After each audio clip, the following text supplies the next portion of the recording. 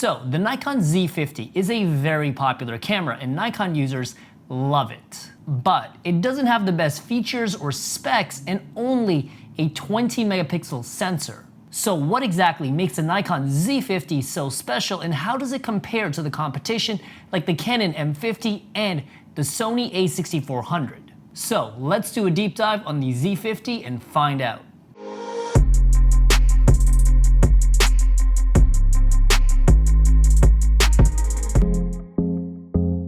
By the way, if you're new to the channel, my name is River, this is the Nikon Z50, and here we talk about anything and everything to do with camera gear, including teaching you guys how to take better photos and videos. So if you're into this kind of content, make sure to subscribe. We actually just hit 100,000 subscribers, cue the silver plaque, but I promise you it's a very, very worthwhile subscribe. And if you enjoy this video, make sure to leave a like. It helps the channel out, helps me keep making more of this content for you guys. And the most important thing is, if you want to check out any of the products that we talk about today, make sure to check out the links in the description down below, and let's get into the video. Alright guys, so let's get right into it and talk about the elephant in the room. The thing is, with the Nikon Z50, considering the specs and the features that this camera offers, the price is just a teeny bit too high. And in my opinion, this is really a hobbyist camera, so overpaying even by $100 or $200 is way too much. So let's talk about the specs and features of this camera and how it holds up. This camera has a 20 megapixel sensor, which is about 4 to 6 megapixels lower than its competition. Personally, I do not think you're going to notice those 4 to 6 megapixels, and that little bit of difference actually makes this camera better in low light situations. And I'm actually gonna go really in depth about the low light features of this camera, so make sure to stick around for that. And apart from that, when it comes to photos, it does 14-bit RAW at 11 frames per second, which exactly matches the Sony a6400 and is 1 frame better than the Canon M50. So in that department, this camera totally holds up. Now, most people buying this camera are most likely going to shoot JPEGs, and I have to say the JPEGs in this camera are fantastic. I got great colors and even got a little bit of flexibility for colors. When it comes to photos, there's really nothing in this camera that's going to hold you back. But video is where you really start to see the difference. This camera does 4K up to 30 frames per second without a crop. One of my biggest issues with the Canon M50 is that it does 4K with this huge 1.7 times crop, which zooms in all of your lenses, and honestly, the image just is no longer sharp. This camera finally gives you decent 4K. Now the 4K in this camera isn't quite as good as the Sony a6400 or Sony a6100 4K because that 4K is downsampled from 6K. It is a lot sharper than this camera. But if you're a hobbyist, you really don't even need 4K, you just need Full HD with nice colors. And in Full HD is where this camera really shines. It does up to 60 frames per second for 2x slow motion and a separate 120 frames per second for 5x slow motion. If you're like me and you love slow motion, this camera is a must. But one thing that I do want to mention is that if you're planning on doing some serious color grading with this camera, is that this camera only has a flat profile and there are no log profiles or cinema profiles built into this camera. Now that's pretty much on par with the Canon M50, which only has a flat profile, but if you are someone that's looking for a log profile or cinema profiles to do some serious heavy color grading, your best option is actually still the Sony a6400. Now, one thing that I have to mention, and this is really, really important for both photo users and video users, is that this camera does not have any kind of in-body stabilization. There is digital stabilization, but the vibration reduction or the stabilization is actually built into the lens. With that being said, the Z50 falls right in the middle between the M50 and the a6400. The a6400 naturally having the best specs and features. So what exactly makes this camera so special? One of those things is the low light features with that 20 megapixel sensor. So let's get nerdy and talk about the low light in this camera. How do you guys like the glasses? I think I look dorky, but my girlfriend says I look cute. If you have 20 megapixels versus 26 or 32 megapixels on the same size sensor, naturally you have bigger megapixels. By having bigger megapixels, there's less light that's falling between the megapixels, and by having bigger megapixels, it can simply capture more light. And because there's fewer megapixels, the noise on this camera is also not as pronounced. Now, this camera does not hold up to the Sony a6400, which honestly, Sony cameras are like magic. I do not know how they're so good in low light, but this camera has much better low light compared to an M50 or most of the other camera manufacturers out there. Most cameras top out at about 3200 ISO. This camera easily stays clean up to 5000, 6400 ISO, but it is not clean at 10,000 ISO the way a Sony camera is. Because the low light in this camera is not perfect. One of my biggest issues with this camera is that the noise reduction is abysmal. There's far too much noise reduction at high ISOs, like 10,000, to the point where like your image kind of tends to look blurry, like you have a dirty lens or something. So in my opinion, you should actually turn all of the noise reduction in this camera off. In video mode, this camera still looks really good in low light, but my one issue is that when you look into the blacks or shadow area of the image, you see a lot of dancing grain, almost like there's kind of static there.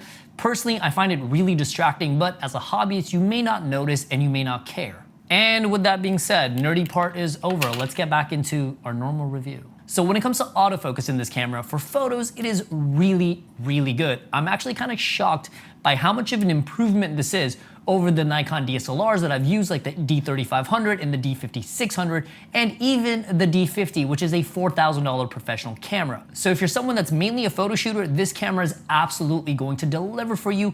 You're never really going to have a problem with autofocus. Now, a couple of people have told me that the autofocus in this camera is not good in low light. Personally, I shot this camera at sunset at almost when the sun was down, and I didn't really see any problems with autofocus. Now, when it comes to video, it's a different situation. The autofocus isn't quite as fast or reliable. Personally, I think Sony has the best autofocus in this industry for both photos and videos, but I would say the autofocus in this camera is a little bit worse than the Canon dual pixel autofocus, which you find in the Canon M50. There were a few times when I was shooting video with this camera where it would kind of go in and out of focus and would kind of start to hunt for objects, but overall it was pretty good.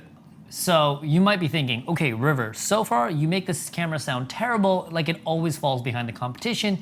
And the truth is, in terms of features and specs, it really does, but that's not really the reason I think most of you guys are probably gonna end up getting one or picking up this camera at some point to use. And the main reason for that is the design. This camera is extremely user-friendly and easy to use. Now, this camera is really aimed at hobbyists, people that are just casual shooters that just wanna take personal photos and videos, and you guys do not want to learn a new camera, have a bunch of menus and settings to go through. When it comes to Sony cameras, the cameras ergonomically are well built, the buttons are well and in a good place, but the menus require a PhD. Canon cameras are extremely user-friendly, but again, the M50 falls behind in specs with this camera. This camera, honestly, gives you the user experience and the user friendliness of Canon cameras. That's what Canon cameras are known for.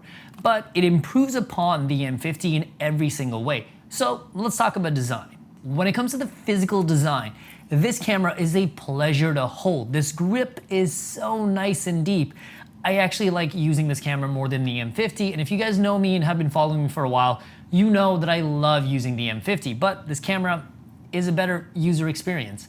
The one thing that I don't like about it is the fact that if you want to be able to see yourself, you have to flip your screen down. Now, it's taken me some time to get used to this lower flip screen thing. At first, I hated it, but over time, I have gotten used to it. And this camera is made for vlogging, and I think this camera delivers an excellent vlogging experience.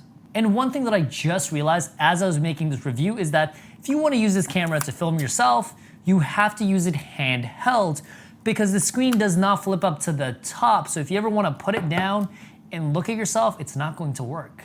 Now, as I mentioned earlier, the autofocus with video does tend to struggle with face tracking, so there were a few times that I did lose myself when I was vlogging with this camera. And I mean I lost focus on myself, not like I lost myself emotionally or spiritually.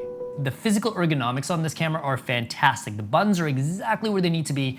They're actually really clicky, and the buttons actually feel nicer to touch than both the Sony or the Canon cameras. This is gonna sound weird, but I really enjoy touching this camera. Okay, that does sound a little too weird, but when it comes to just like pushing the buttons and the dials, like this is a pleasure to use. And one of my favorite things about this camera is that when you wanna switch between video and photo mode, there's simply a dial at the very top that you flip, photo, video. It's that easy.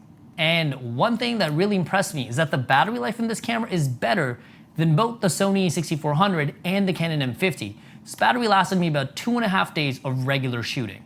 And when it comes to IOs and inputs, it's got a mic jack for external audio, USB, HDMI. The only two things that I didn't like about this camera is that for the SD card, you actually have to put it in through the bottom battery compartment. I would have much preferred to see the SD card going through the side. That's much more convenient versus this.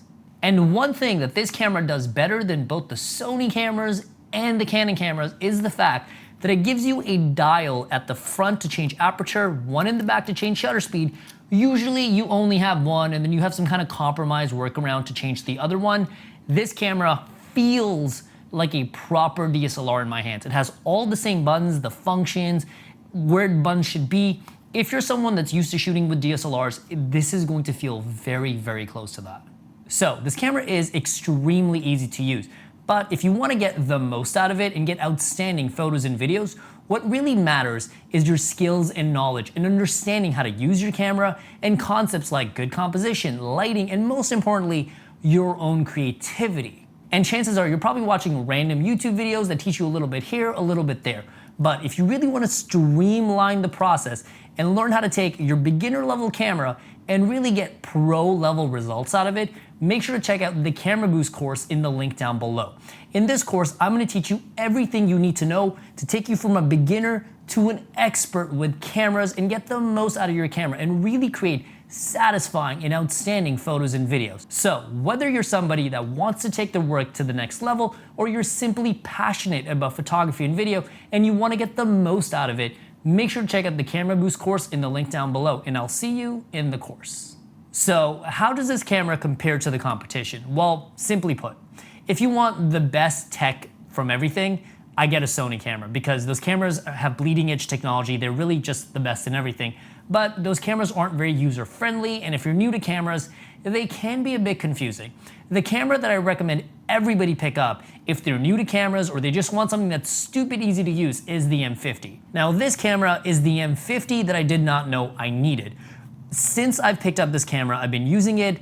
This camera is better to use, more user friendly than the M50. As someone that knows the M50 like the back of my hand, this camera is a better experience. I much rather use this camera than the M50 any day. So in my opinion, this is my new top choice for beginner camera that I think everyone should pick up. I'm actually gonna sell my M50 and it's kind of an old camera, so maybe I'll get 200 bucks for it, and I'm gonna put it towards a Z50. So in conclusion, the M50 is no longer the king of casual cameras. Instead, we have the Z50 from Nikon. Well guys, that's pretty much it for my review on the Z50. Let me know in the comments down below what camera you would pick up, the Sony camera, the Canon camera, or do you already have a Z50 and you absolutely love it? And if you love the Z50, maybe you love this video. So if you did, make sure to leave a like, helps the channel out, helps me keep making more of this content for you guys, and subscribe. We just hit 100,000 subscribers. That is a silver plaque they give you for 100,000 subscribers. So I promise you it is a very, very worthwhile subscription. So with that being said, I'll either see you in the next video or I will see you in the Camera Boost course. Peace.